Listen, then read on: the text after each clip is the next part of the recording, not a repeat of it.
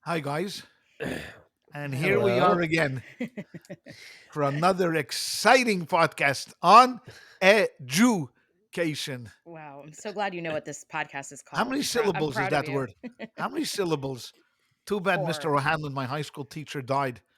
I want to know how many syllables education has. I'm taking in my graduate school journey, I'm taking a class on the book of Jeremiah, and every day the professor asks us, like, the tenses of some of the words that we're reading in Hebrew. And there's Yeah. this one girl in my class who just gets it every time. I never know. I say, like, in Hebrew there's lots of different tenses that a word can be. So if it's like he feel, I say hufal. If it's what, I'm always getting it wrong, and she gets it right every single time. And he said to her, "Who was your grammar teacher in high school?" Because she did a really good job. And so she told her, and she's like, "Yeah, I graduated high school 7 years ago." And then I said, "Well, Oh, in my come defense, on. I was in, I graduated high school 26 years ago and probably didn't learn Jeremiah 30 years ago." So I was feeling very embarrassed, but Oh boy. I had a very It's good grammar Yeah, well, we teacher. don't do much grammar. I know. It's it's sad. funny you We mentioned don't. the tense thing because I'm reading right now. I'm reading one of Menachem Begin's autobiographies called White Nights, which is when he Mm. when he was a Yeah. prisoner in Russia, and when he was in jail, his wife or somebody on his wife's behalf sent him like a handkerchief with a name embroidered on it, and I think it was like Ola, like OLA or something like that. And he was like, "Why did she send me this handkerchief with this Ola on it or whatever?" And he and one of his cellmates were trying to figure out what she meant, and they realized that they were pronouncing it wrong, and it was like "Ola" or something like that. And Oh. what it actually meant was it meant that she was making Aliyah to Oh. Israel, and Oh so my she was trying to gosh. communicate that to him. And I forget the exact details, but it was something about the tense and Yeah. of the word that he was confused about, and they figured it out, and Wow. then they figured out that's how she communicated while he was in jail that she was going to Israel. Wow. That's Oh, so cool. interesting. Yeah, I didn't even know yeah, Menachem Begin was in jail in Russia. Sure. I oh didn't He know yeah, was. that. Yeah. yeah, for Yeah. a He long was. time. Wow. Yeah, That's yeah. interesting. There's some amazing stories about how he celebrated he fasted in Yom Kippur, and Wow. they for Passover they would save like the disgusting coffee that they would get for Mm. for their meals, just and have enough so they could pour out the coffee for Wow. the plagues. And Oh my yeah, gosh. yeah. Wow. Yeah. I This. should read Yeah. that. What's it That's. called? White Nights? White Knights. Yeah, it actually it's not in circulation anymore. I bought Oh. a very expensive used copy of it. So if you want it, Oh. I can mail it to you or something. Okay, good. Fine. Yeah, Yeah, it's good. it's some crappy version from a Pennsylvania high school Oh my gosh. that was taken out like 8 times, and I bought it Oh, for that's like great. I had to buy it for like $50 off Amazon because it's not in Oh my publication Oh my gosh. anymore. gosh. That's so funny. Uh, Yeah. Wow. Okay, Uh, so today we are going to cover a topic that is just probably one of the most foundational topics in the entire Torah. Um, a story that has spawned many questions, conversations, and in a way, kind of I don't know, would you say like a foundational moral story of the Jewish people? no. And one of my father, I think you have a lot to say on this. I think, as you do on most topics. And we're going to Thank you. talk. Thank you. We are going to talk about the binding of Isaac and the near sacrifice of Abraham's son. So I don't know how you want to start off. I don't know if you have questions about like what happens right before, or if you want to jump right in. But Jay, you can take it away from here. so I mean, I think we actually where we left off in the parsha last time we covered it was leading right up into this. Okay.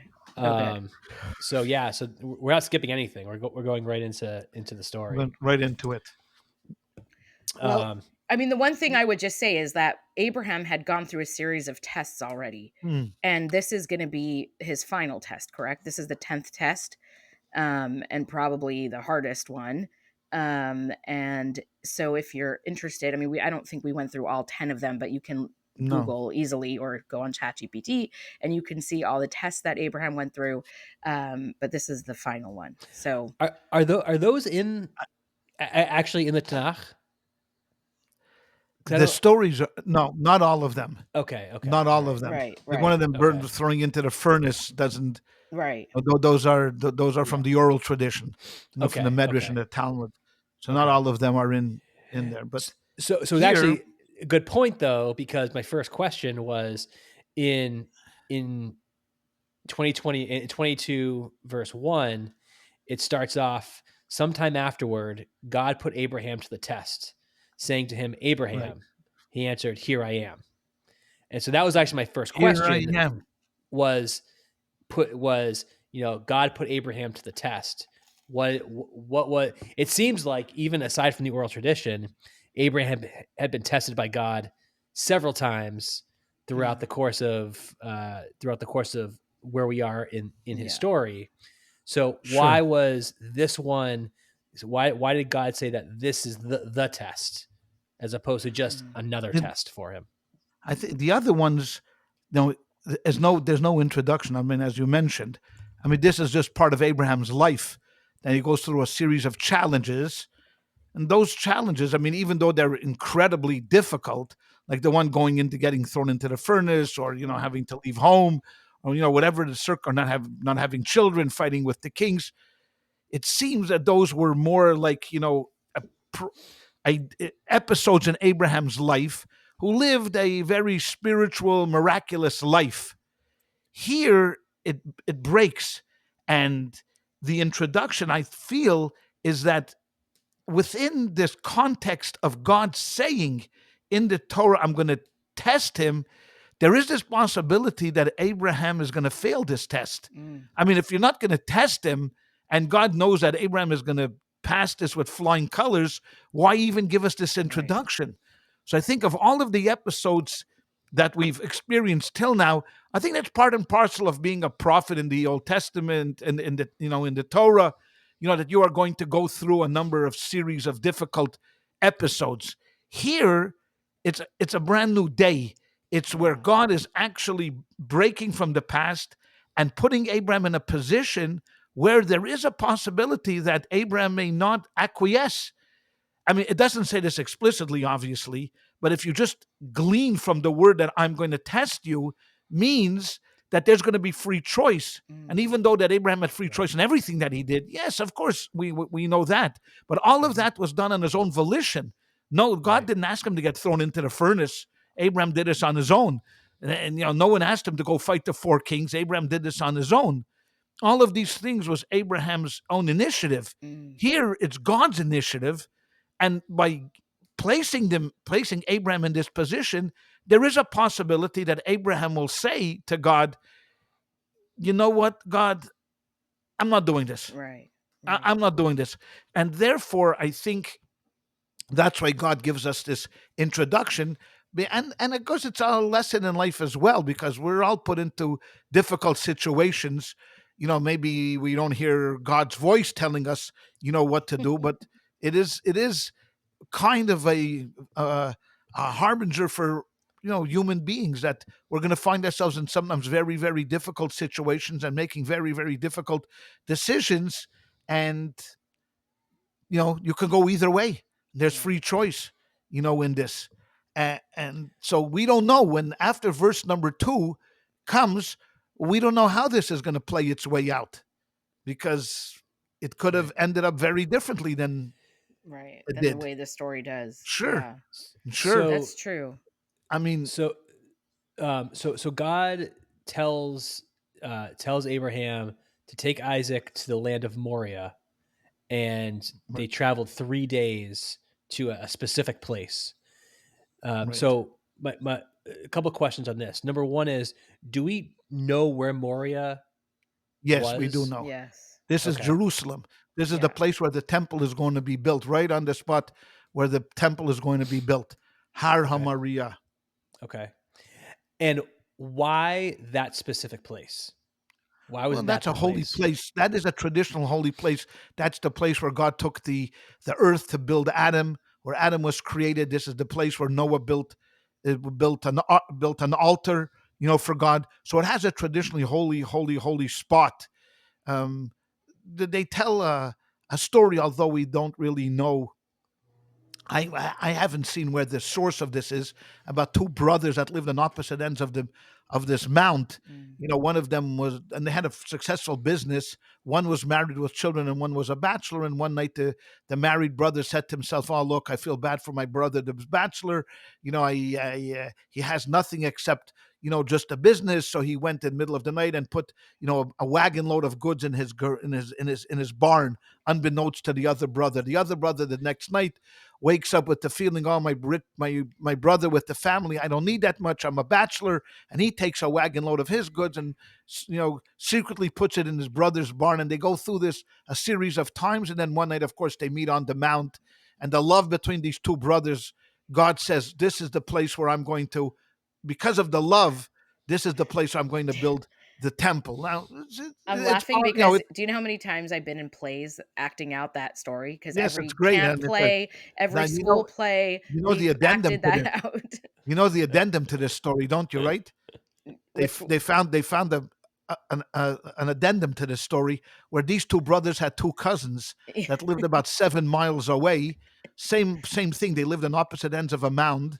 One brother, the rich brother, the one with the family, says, "What a chazer my brother is." yeah, He's like, he doesn't a have nothing. So he user. went and Yeah. he stole one of his carts. And the other brother said, "Ah, my brother has everything." So he stole. They kept stealing from each other. And one night they met. And on that point, you know what they built? The What? Knesset. That's really good. So like so That is like great. yeah, but um, we'll That's swing back great. to Abraham. So Yes. that's the place, of so course, where it's very holy and the holiest spot on earth, and it makes so much sense that now that this going to create literally a new covenant, for Abraham and Isaac and God, it's going to take them to a new relationship. What better place than this? And the three sure. days is kind of a sign that God did not want him to do it immediately, because what he's asking him to do, sometimes we do things rashly. I mean, I'm, just in a Yeah. spur of the moment, I'm going to do it. And then I think to myself, what? Yeah. What did I just do? What am I, nuts or something? So God didn't want him to do that. So he gave him 3 days to really set his mind at peace, that he's really doing it, consciously, and confidently, what we would call Yishuv Das, with Mm, peace of mind, that he's right. doing it. He's not doing it because he was so overwhelmed by this test that, okay, I'll do it. Isaac, slaughter. Yeah. Okay. Oh, Right. did I just kill my kid? What? Right. I'm really sorry, and I didn't think this. I didn't think this through. Well. So he gave him 3 days, and he took with him two attendants. So there was Abraham, Isaac, and two attendants with them, because when a person travels, you should always have some attendants in case you need to take care of some business. Someone's going to watch over the goods. So all four of these gentlemen leave and go on this journey where Abraham is now going to bring Isaac up on an altar. And we have to, if you look at the text itself, it's very important to look at it, because what God is asking him to do is, I want you to take your son, your only son, the son that you love. And Abraham kept saying, "Yes, I have two sons. I love them both." No, I want you to take Isaac and bring him to Mount Moriah, v'haleyu sham la'ela, and bring him up, raise him up on the Mm, altar. Never tells him, really, I want you to slaughter him. I want you just to raise him up and on, which is later going to come to play a big part, because God is not going to be one that's going to, recant, his command. If God says something, he means it. But if you look at the words carefully, he says to him, "Va'leyu sham la'ela," bring him up as, on the altar.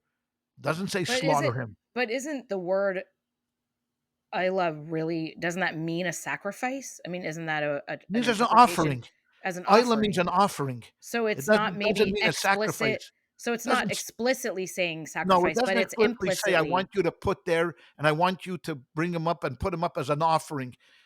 He could have done a rain Right. dance around him. He could have done a number of different Well, things but I around him. mean, the word "Isla" does mean a sacrifice, No, the doesn't only it? things are That's what I'm saying. carbon is Oh, I sacrifice. see. So you're saying Carbon there could have Isla been a more was a specific word. yeah, it Right. could have been a more specific. He could have told Right. him and slaughter him. The word Right. shchita, Right. and Right. slaughter him Okay. on the altar. He Okay. doesn't use that word slaughter him, Right. kill him, whatever it is. He Right. does. He says bring him up. Now. Of course, it's understood that what he wanted him to do was to bring him up as a sacrifice to God. Now, Yeah. infanticide in those days was not that uncommon. We have even in the Torah itself the prohibition against bringing your children as a sacrifice. So, Right. which lends us to lead that there were people, certainly cults in those days, that did do this. Right. That did Right. do this. Now, so it could be easy to understand, because someone's going to say, "Wow, how could God do that?" Now, the easiest explanation is that He wanted to stop this. And how do you stop this? By telling Abraham, bring your son. And at that last moment, you know, don't pull the trigger. And by this, he's saying, see how bad this is? See how bad infanticide is? Stop killing your children. All right. That's So one idea why he wanted him to do this. so when they start out on the trip, what is where does Isaac think he's going? Like what does Isaac think is going Okay, on so at the start of that's an this? interesting question, He knows. because we got to ascertain here, how old is Isaac here? Right. Right. Yeah. Because if you read the text superficially, he's referred to as the Nar, which is a lad. So he's probably, if you think he's an adolescent, Yeah. maybe eight, 9. nine, Yeah. 10, maybe. So Abraham is leading him, on this journey, to a mountain, and Isaac has no clue where he's going. Now, if you're 8 years old, you're Right. thinking to yourself, okay, my father's taking me on a trip Right. Right. and we're going somewhere. The two agents stay behind, the two attendants stay behind. Abraham then is walking up the mountain with Isaac, and Isaac asks him that, okay, all right, Dad, we got all the utensils. We have the knife and we have the fire. We got everything. Now, where's the animal? And the God and Abraham says, "Don't worry, God will provide." And I think at that moment, Isaac begins to realize, "Ho, ho, wait, wait, ho, wait, wait, ho, ho, ho. Uh, Oh wait a my God. second. Well, what do you mean by that?" And Abraham then binds him. Now, if he's 8 years old, so it's okay, it's understandable. But most commentaries don't agree that Isaac is 8 years old at this time. If you take the text, Abraham is already past the age of giving birth, and is 100 years have passed, here. And actually, the next section is going to be the death of Sarah at Right. 127. So commentaries want to link these two events together. So if Sarah died at the time of Isaac's binding, it would put Isaac at 37. Now, if you're 37 and you're walking up the mountain and Abraham has everything except the animal, it's not more a question anymore. I mean, the question only becomes now is why Isaac doesn't take off, or why Isaac doesn't take Abraham down. Because if Abraham is 137 and Isaac is 37, the odds in Vegas of Isaac winning a wrestling match are pretty good. Mm. Very good, excellent, I would say. Right. And so the question is, if Isaac realizes, well, one second, something is off here, and I'm the sacrifice. Okay. So really, if you talk about the test, who's really getting is getting tested here? It's Isaac that's getting tested. And Isaac is allowing himself to be put on an altar, being Right. tied up, and watching his father lift a knife, which in a But I few don't know. moments is It's coming down on him. So it could be in a way, it's debatable. It inverted, where Abraham, God should have really spoken to Isaac and say, "Hey, you know what? I have a test. I'm going to ask your father to kill you. Are you okay with that?" And I Isaac don't know. obviously is okay with this. I Now, think it's harder for the parent. I well, it's think the it's parent to hard. kill his kid. Obviously, it's Yeah. very difficult. But think, if you have the No, it's opportunity of true. saving yourself, Right. You you're of would. saving. Now, if you're 8 years old and But your father forces you on the altar and he's right, you going have to no choice. forcibly slaughter you, okay, that's one thing. But if you're 37 years old and fully Right. grown and mature, then and you're willingly doing this for no apparent reason. It's not that where God said, "Hey, look, I really need to make a statement in the world, and it would be so nice if you would just allow yourself to be killed." Because Jews are suffering everywhere, and you will be the scapegoat, and then Right. everything good will happen to the Jews from now on. I promise. Just if you allow yourself to do this, all right, I could see it happening, but this is for no apparent reason except the fact that this is God's commandment. So Right. many books have been written, and a lot of not only Jewish but Christian books as well, to call this a leap to faith. That what Abraham is doing here, primarily Abraham in bringing Isaac up, is he's suspending all of his, literally suspending all of his morals and ethics of what he thought about, and his intellectual concepts and what he's thinking about, and he's literally jumping off a ridge towards faith. And and Christians have used this story to show, hey, this is the ultimate, the ultimate gift to God would be your slaughter. And then of course then they then they keep going and going and going, and the ultimate slaughter of course is not Isaac, but the ultimate slaughter is going to be on the cross, which makes perfect sense because God had asked Abraham to sacrifice his son. And of course, you could take it to the logical conclusion. So to them, this is an incredibly powerful, message, to the world. To us, it's a great message, and you can read into it a number of different ways.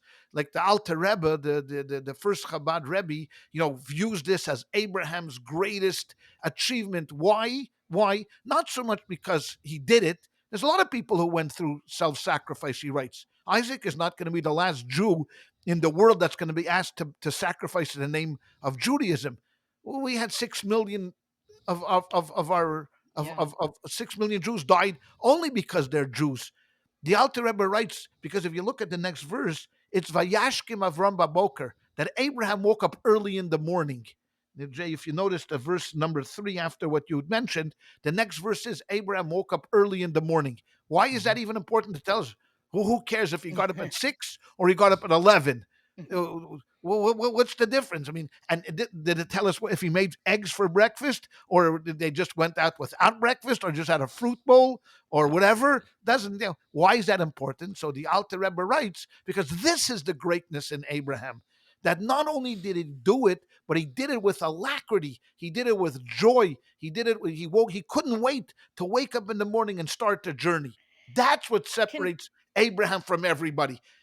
can I Other ask people, you can I sure, ask something about this sure, though without you jumping down my throat? sure, of course, I have really struggled with this story my whole life, and of course, I know I'm not the only one.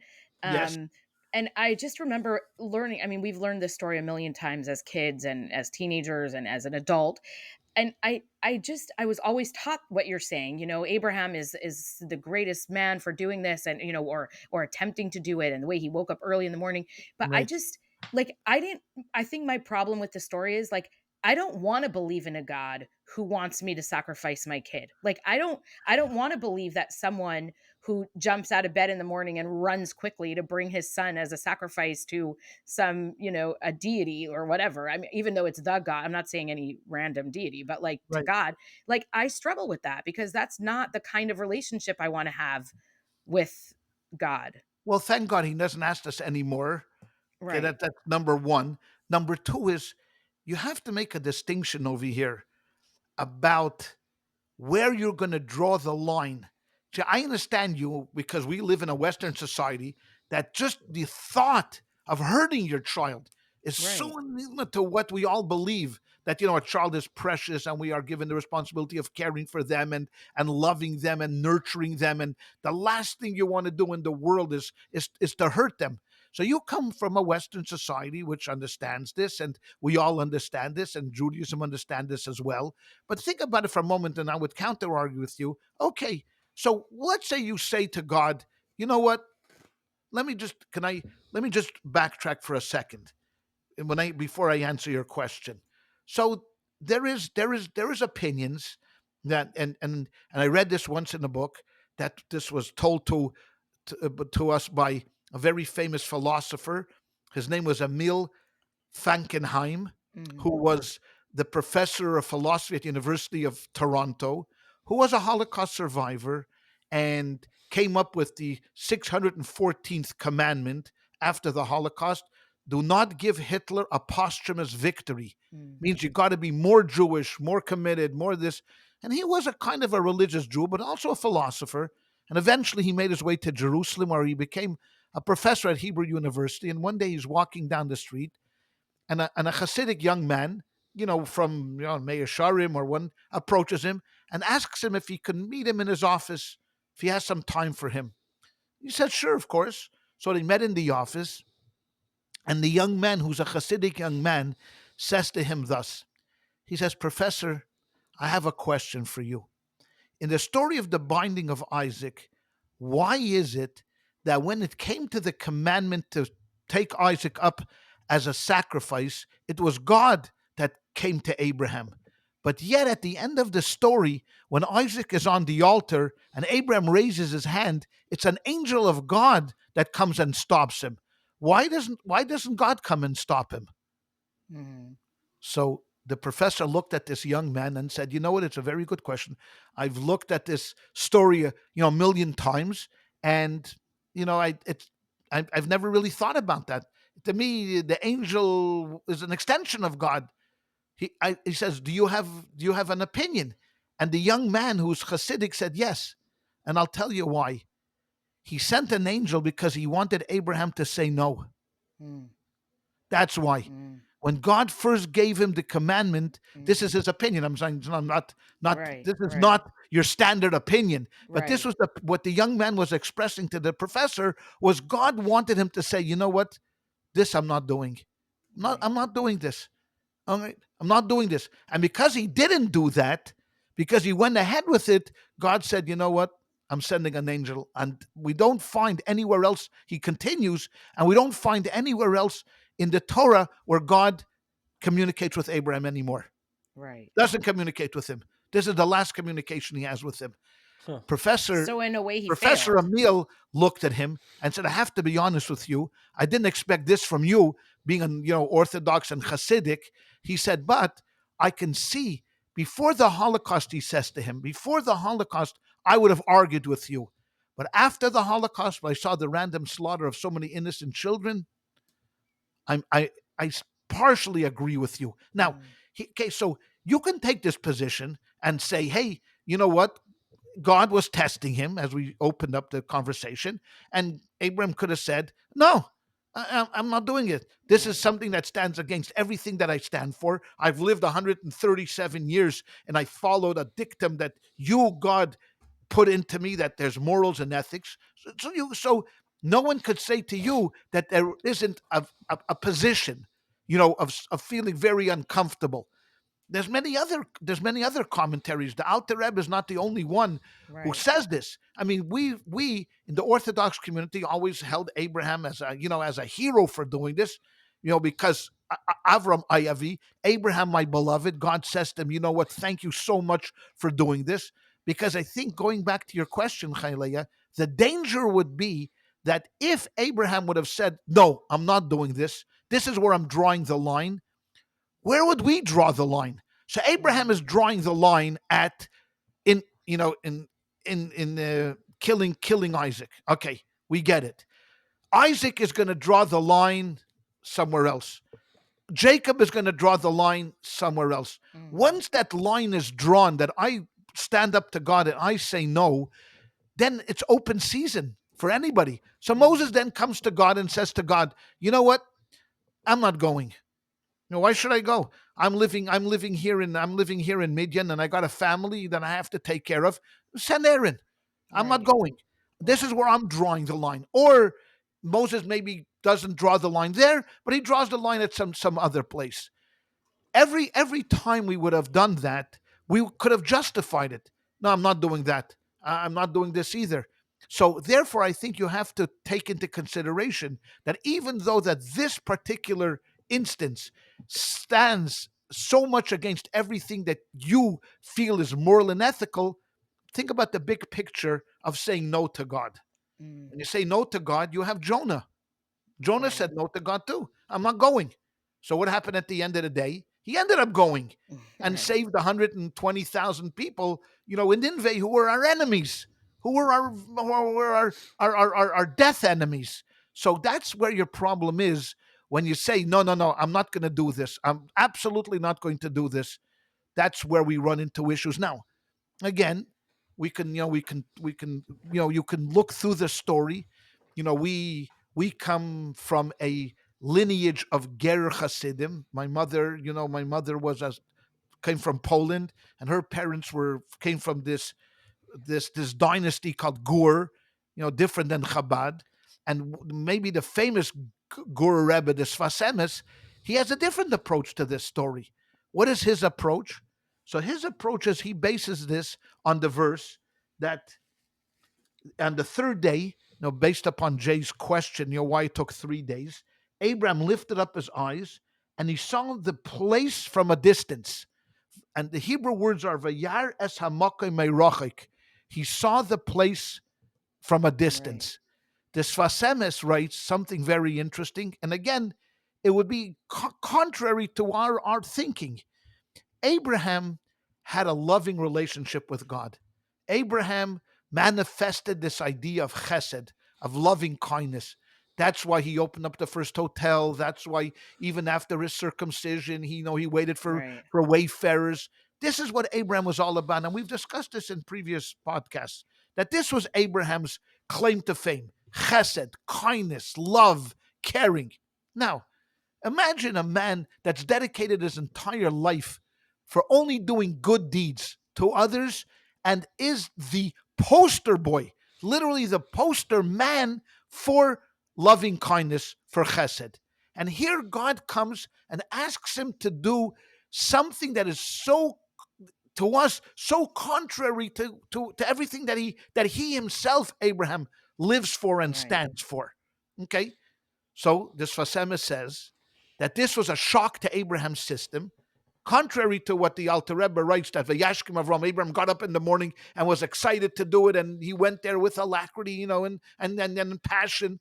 He writes exactly the opposite, this Fasemis. Abraham was never going to say no to God, because that's not happening in the Torah. Otherwise, it wouldn't be in there. If Right. Abraham had said no to God, we would have gone from chapter 21 right into the death of Sarah. This would have been out. But the Sfasemis writes that what does it mean that he saw the place from a distance? He says, Hamakom, the word makom, which means place, is a euphemism for God. Yeah. Because sometimes we call God Hamakom, the place, Right. because the whole world is his place. So Hamakim Menachem Eschem, when you Right. go, God forbid, to a Shiva house, the statement that we do at the end is Hamakam Yenachem Eschem, may God comfort you. There is referred to Hamakam, the place. So the Sfasemis writes, and he argues that Vayares Hamakam, Abraham looked at God Meirachak from a distance, Mm, that there was now a gulf between them.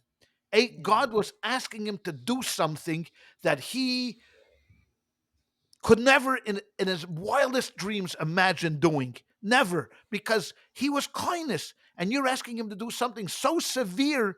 Vayares hamakim merachok. Mm, God, he saw God from a distance. I'm going to do it. Abraham said, I'm going to do it, but it's not the same right. as you asking me to do anything else. And then he argues that's why you see when the angel stops him, and the angel said, "Don't raise your hand, because now I know that." What do I know now? Ki yira Elokimata, that you are a God fearing man. That's Mm, verse that it goes down to verse, I think, 12. Don't raise your hand against the child, because now I know you are a God, not a God loving man, but a God fearing man. That mm, not only do you have this ideology, and this determine this idea of loving and kindness, but you're also a man that also fears God, which your children are going to need both of these components, yeah. both the love of God and the fear of God together. So that's how this. So Before, here you have this Vasemis who's right, arguing kind of balancing what it. you're saying. I'm Yeah. going to do it. I'm going to do it, but I'm not happy, but okay, I'm you're God. before I ask you a couple of other questions, I'm curious Sure. about Jay. Like Jay didn't grow up, with this story the way we did as such a, foundational part of our education. Like, how do you read this story? Like, what does it say to you? How does it talk to you? Yeah. So I always read the story as, I mean, it was the ultimate story of faith. I mean, it was that Mm, he was willing to sacrifice his son because God commanded it, but it is at the same time, to the point that you brought up, Hialeah, is that, what if I was Abraham, I would think, well, what kind of a God have I committed myself to, who would ask me to right. kill my son, right? Sure. Of Um, course. so that's how I've always read it. Is, on the one hand, it is Abraham, showing his willingness to you know I guess I could call it sort of blind faith Yeah. in just saying that well, God told me to do this, so I'm going to do it. And especially after knowing what Abraham and Sarah have been through to have Isaac, and Yeah, all their Oh, exactly. heartache of course. and Right, struggles. right, It's not right, like Isaac is one of his 15 children and right. just happens to be his favorite of the 15. His Yeah. it's his one with Sarah. Yeah. And Cool. so that's, I mean, so I I think you can read it kind of both ways, right? You can read it as the ultimate act of devotion, but also as the question of, well, is Abraham just a follower of blind faith, and he's willing to just blindly follow this right. God of his wherever it tells him to go? Yeah. I mean, this is not my own interpretation by any means. And I probably heard this, and maybe I'm making a composite of lots of different things that I've heard. And probably I have to admit, some of them probably came from my father, even though I don't want to admit that. But I mean, to Yeah. me, You as see an that? adult, You see that? You sorry, see, you're but forced to to admit me, something here. I want this to be known throughout the land. Like Esther exactly. said, I Hold mean, on a please second. put it down in the royal I'm just documents and I'm send it out just to the 127 provinces.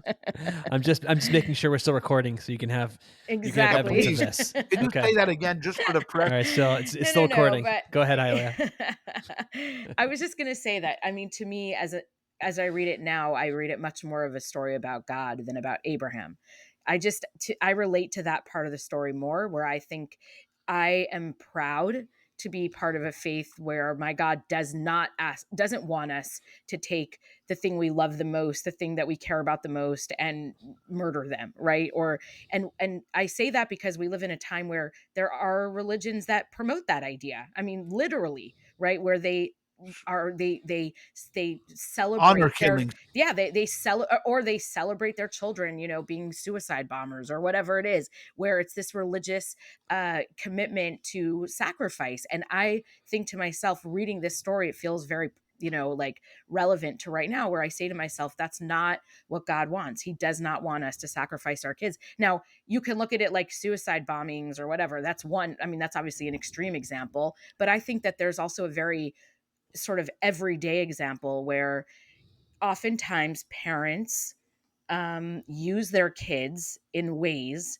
that is sacrificing them Uh, on the altar of whatever the parents are trying to accomplish, and whether that they think it's from a religious perspective, where the parents want to be certain religious level, and so they're trying to force their kids in horrible ways to live up to that, or it could be other ways, right? I mean, parents who put tons of pressure on their kids for nothing, or hurt their children in other ways. I think this story is speaking to that also, that God does not want us to do that. That's not the purpose. It's not the point. Look at your kid and be a good role model, be a good parent. And, that's just the way that I interpret the story, in a way that is meaningful to me. I don't know if that resonates with when you, you or mean you shouldn't push them to be doctors? You mean no, like that's MDs? fine.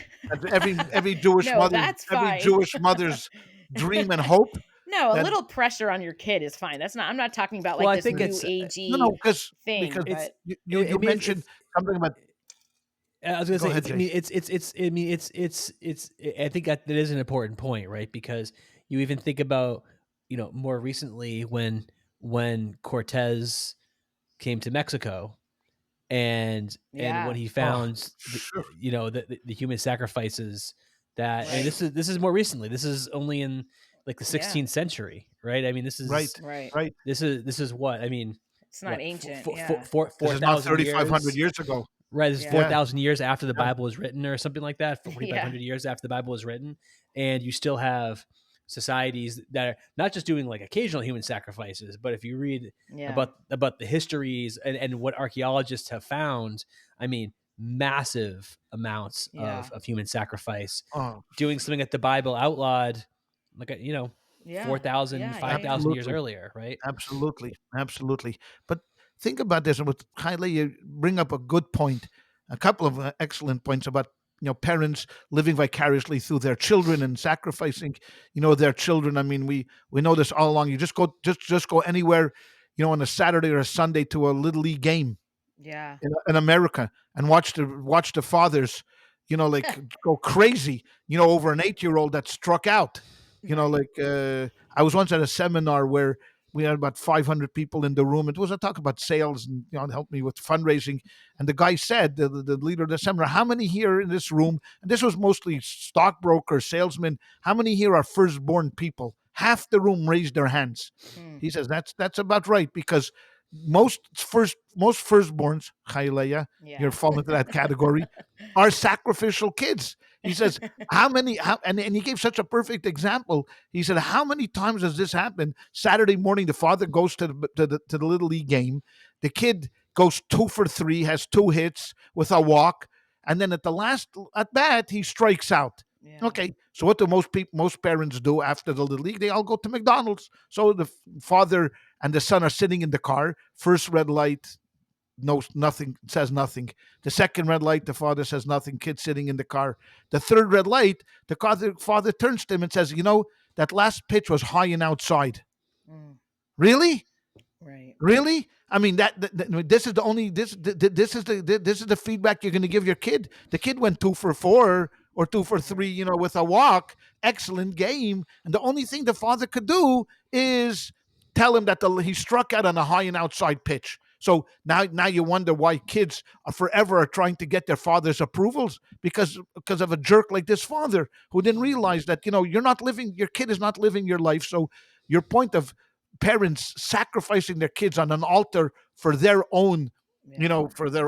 self-aggrandizement is 100% true. But Yeah. the flip side of this is, and not only about parenting, this is also a story of getting out of your comfort zone. Mm-hmm. If you think about it for a second, Right. Abraham felt very comfortable at this point. He had Isaac, he had Right. this. Okay, Isaac was a bachelor. That caused him some heartache, but still, we're going to get him married sooner or later. We'll Yeah. find a girl for him.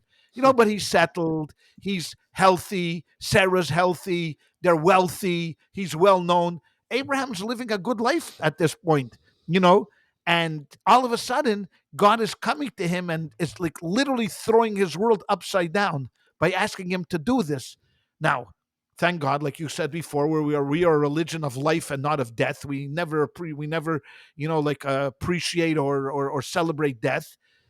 But what God is saying to him is, I want you out of your comfort zone. And he speaks to all of us, in that sense. What have you done for me lately? I mean, Right. I'm giving you all of these blessings. I'm giving you health, and I'm giving you, wealth, and I'm giving you, all of these things. But what have you done for me? And what have you done for me? It's not like, sacrificing Isaac, but what have you done for me in making this world a better place? I see Yeah. that you're a consumer. Great. I know that you know how to shop on Amazon, which I created for your benefit so you don't have to run to the stores. But what do you do with all the extra time when you're not running from, one store to another store to another store? So what are you doing with the extra time? What do you mean I'm doing this? I'm swimming. I'm watching Right. the ball game. Oh, really? So this is the reward for me creating an opportunity for you to have extra time so you to waste it. Yeah. So God is coming to us and saying, okay, I'm not asking you to sacrifice your children. You're right.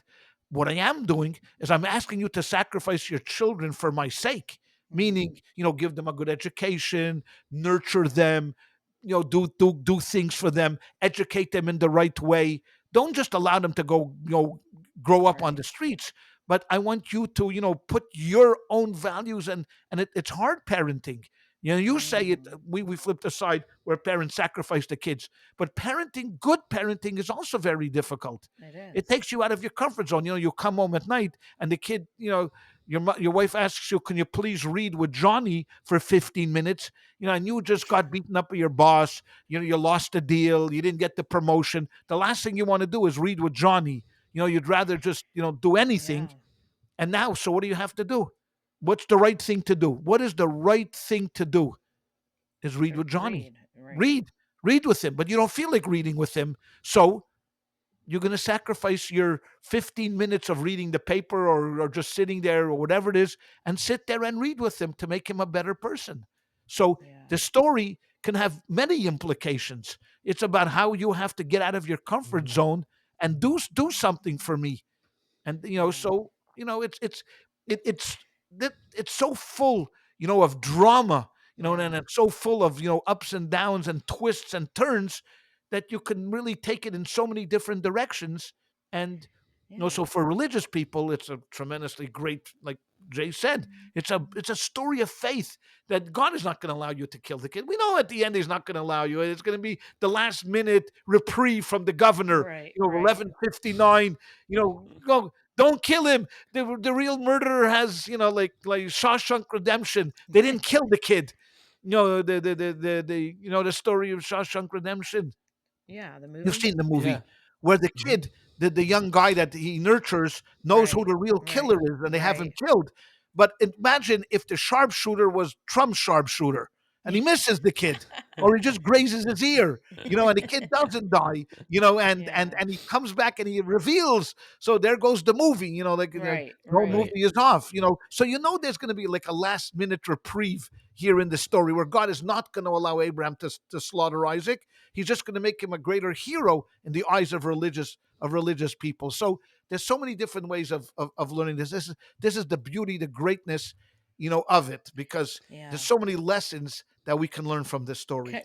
Can I ask a kind of hard question? I don't know, Jay. Actually, do you want to take the next question, and then I can wait for mine, Why don't you? I want you because to mine's ask a yours, bit and of then I'll a go. doozy. Okay. Okay, So I fine. let me. Okay, Here I'll we go go. first then. Let okay, me let Um. me sit down. Let me sit down.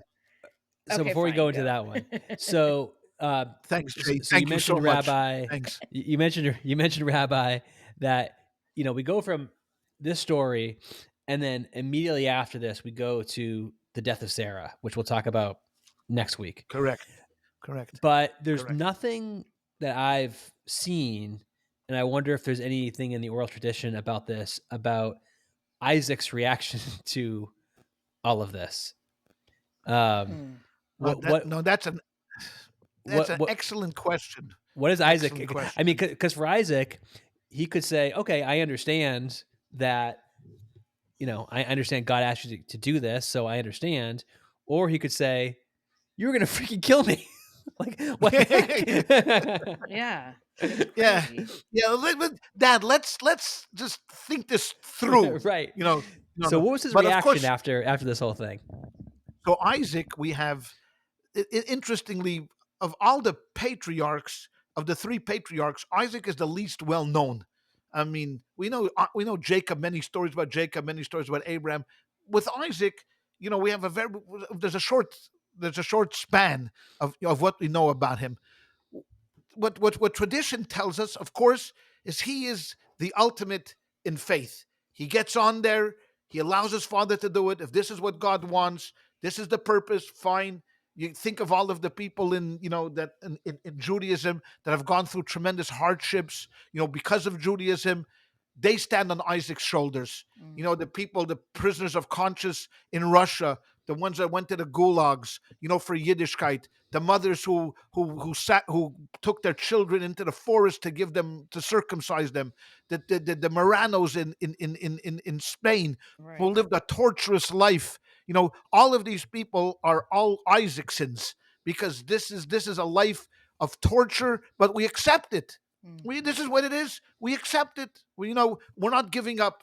No, this is what it means. This is what it means. So Isaac becomes, of course, the poster boy for the ultimate, sacrificial lamb. He is the sacrificial lamb. Thank God, at the last moment, he is saved.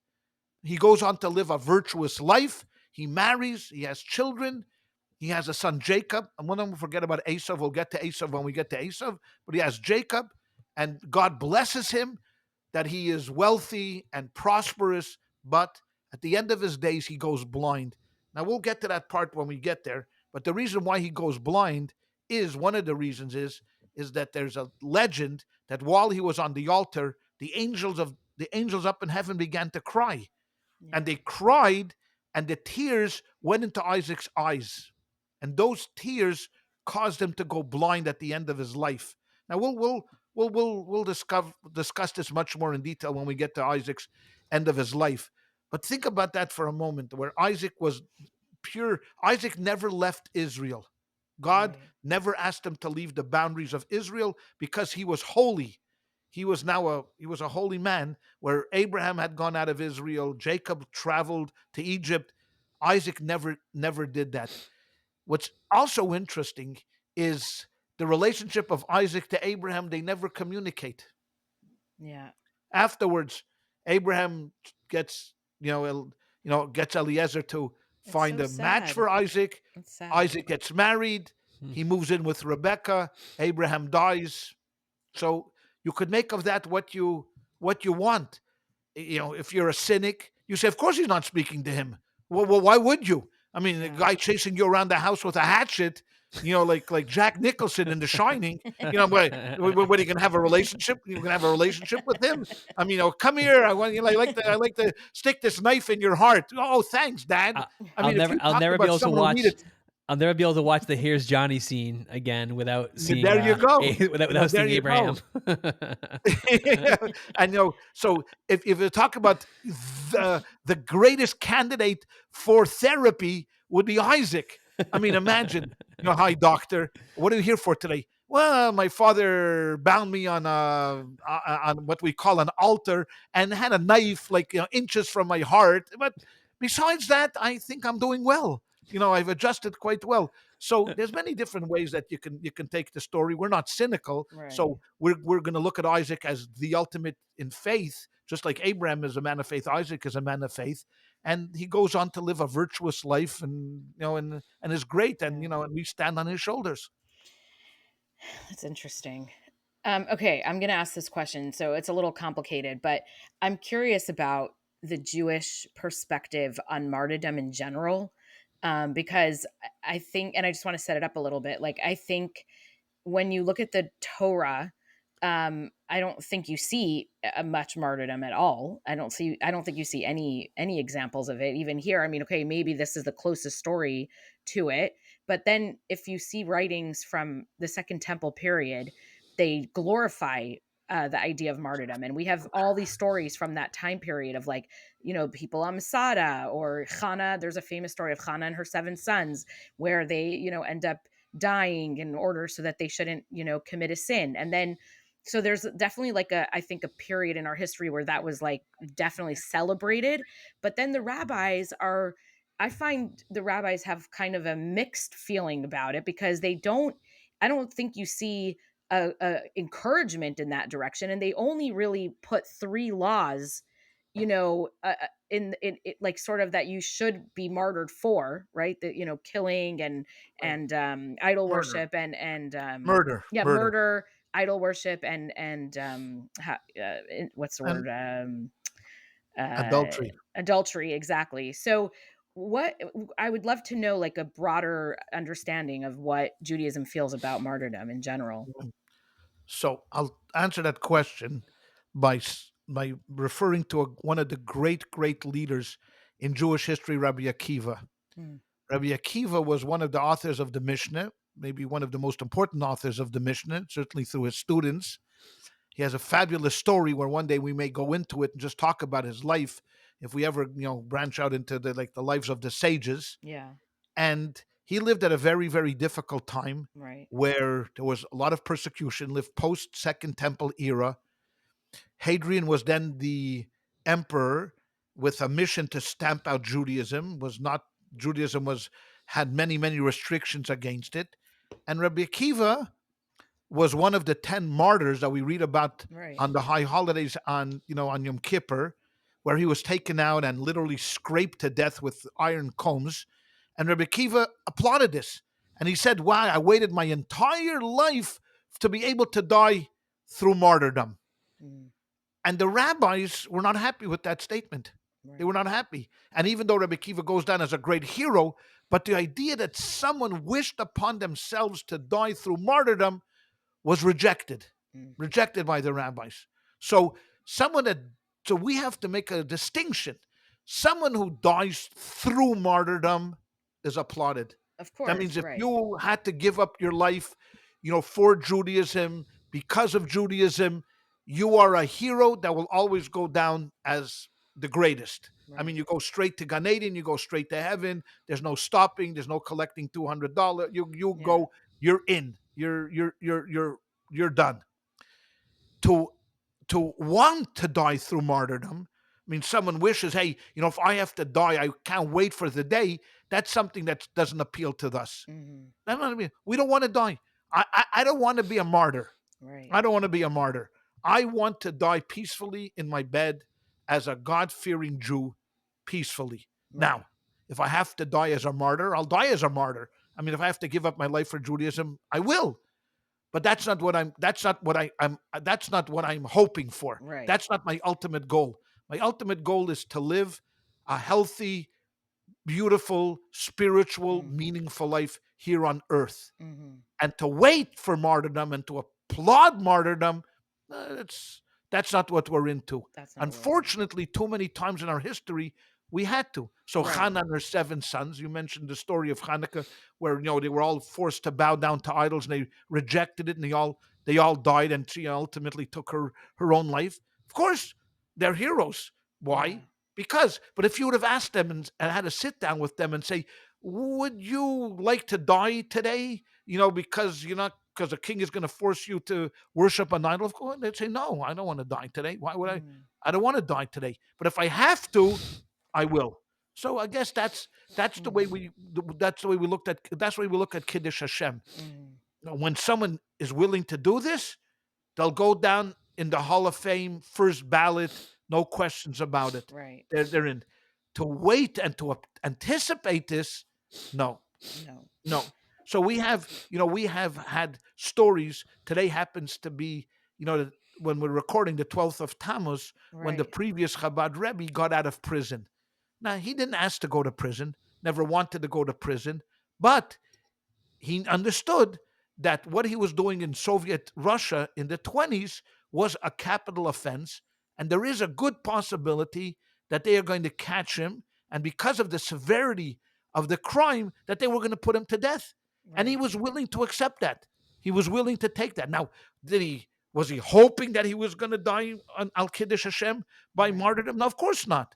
But if he had to, he was willing to do that. And he told that to his captors. He says, they pulled a gun on him and they said, this little toy makes people stronger than you speak. He said, now that little toy only threatens people that have, two gods and one world. I have one God and two worlds. So that little toy doesn't do anything to me. It doesn't Right. frighten me. You want to shoot me? Shoot me. I don't care. Right. What's going to happen? They were so amazed at his courage. They freaked out and ultimately they released him from prison. So here we have the perfect example of a tzaddik, of a righteous person who's gone through hardships, understands that he may be asked to pay the ultimate price, al kiddush Hashem, but is not seeking it, didn't Right. seek it.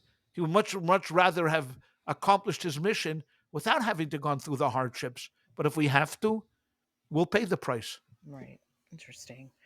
I guess it's also different if it's brought upon you and Of when you course. bring it upon yourself, Of like course. the story of Masada. I think is a Well, complicated story where they killed themselves. it was And not bond. They that's didn't bring upon themselves. no, no, no. I'm saying their death. They brought they killed themselves. They Yeah, did they killed themselves suicide. because they knew. Yeah. There's the story of the of the ship that was going, young kids that were going, captured by the Romans and were being sent to Right. Rome, and they all jumped overboard and committed Right. suicide because Right. they knew that they were going to be led a life of licentiousness and and immorality, be sold as slaves, and who knows what happens, to you. So they'd rather die than be subjected to this Right. kind of a life. When they came to heaven, they didn't know what to do with these children. I mean, Yeah. how do you reward people like this? But I know. I think it's complicated.